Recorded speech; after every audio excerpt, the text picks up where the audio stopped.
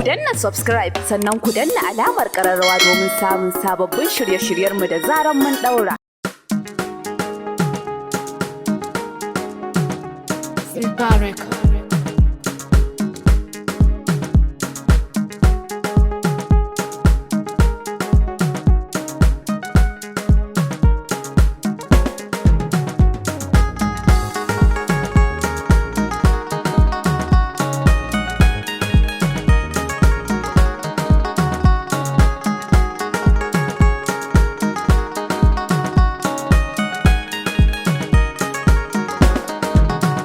Wane ne nake gani nan da kafar shi kamar magobirin daji?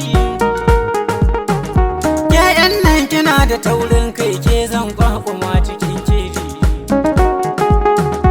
Abadan Allah baba halin nan yanzu kan ya kamata a yi canji.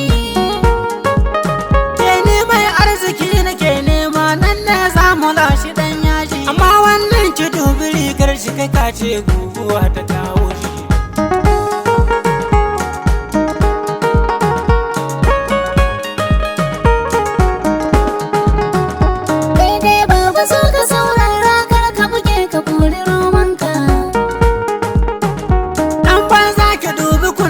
Kamar reshen fuka bikin fanka.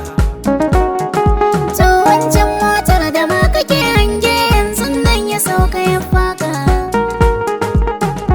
Wai waccan bakar ta alfarma mai kira irin ta 'yan Makka.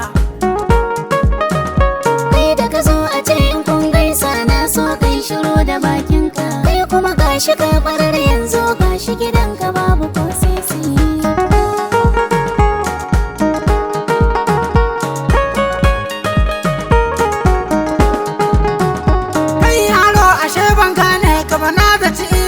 Magariya ne idanun ne suke ta harɗe ni kamar yatsar agwagwa ta kone. Ayya an babu komai aini na so ni nemi aure ne.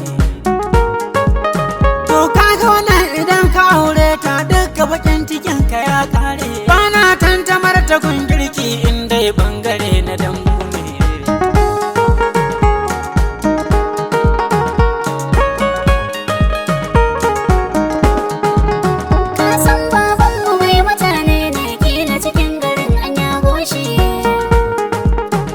Ba komai wallahi na yafi ni ma an bayi ubana ne.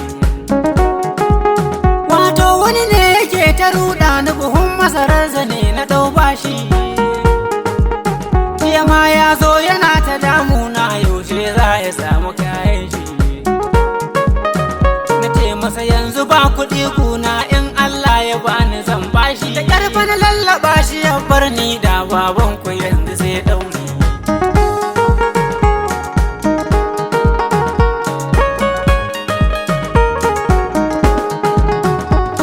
Ya an fade na yin kuka ai matsalar ka yanzu ta kare. To kaga kudin hayan gidan nan ma sai da na dangana da dan taure. Baba farin gida zan saya maka to daga yau wallahi ka tsere.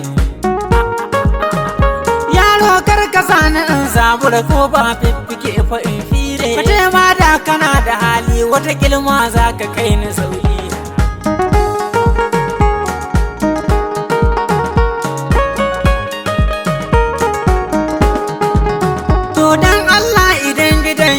Kar a daɗe in samu 'yar Honda.